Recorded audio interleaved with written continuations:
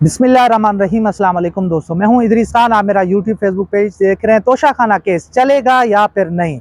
Islamabad high court से आपको बड़ी खबर देते चलें कि सुप्रीम कोर्ट ऑफ पाकिस्तान के फैसले के बाद आज इस केस की बाकायदा समाअत हुई।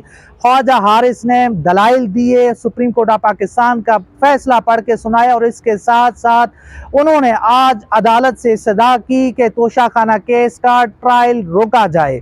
इस केस का फैसला तो महफूज हो गया है, मगर यहाँ पर जो वकला हैं और बाकी जो कम्युनिटी के लोग हैं वो अभी भी एक जो है अजीब कैफियत का शिकार हैं। उनका यही कहना है कि chief justice Islamabad high court Aamir Farooq साहब के होते हुए कोई जो है रिलीफ मिलता हुआ दिखाई नहीं देता। अगर यही केस किसी और जज साहब के सामने लग जाए तो तोशाखाना केस मुकम्मल तौर पर ख़त्म हो जाएगा। मगर कंपनी तो यही चाहती है कि इलेक्शन से पहले इमरान खान साहब नाइल हो जाएं, इमरान खान साहब जेल में होंगे, तो इसीलिए ये सब कुछ हो रहा है।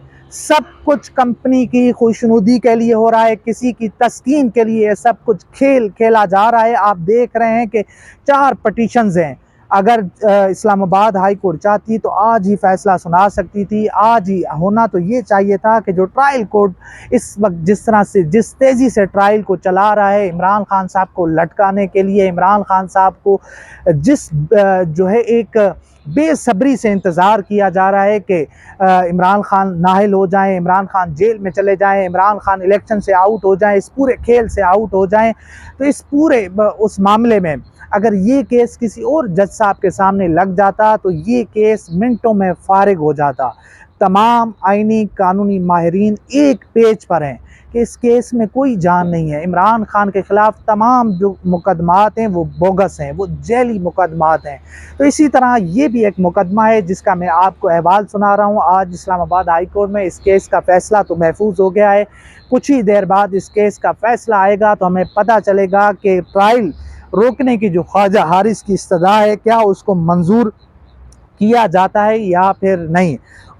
अगर ट्रायल जो है रोकने की इस्तदा मंजूर की जाती है तो उसके बाद हमें ये लगेगा कि ये केस यहीं पर ख़त्म हो जाएगा। फिर कंपनी, नून लीग और इम्पोर्टेड सरकार को कोई और केस ढूंढना होगा, कोई और तरीका ढूंढना होगा कि जिसके अंदर इमरान खान साहब को नाअहली भी हो, वो जेल में भी जाए। मगर अभी तक क्योंकि ये केस जब तक यहाँ पर है और उसके बाद एक और अगली सीढ़ी है सुप्रीम कोर्ट ऑफ पाकिस्तान, तो तब तक लगता नहीं है कि इमरान खान साहब किसी मुसीबत में आएंगे, जेल जाएंगे, नाअहली होगी।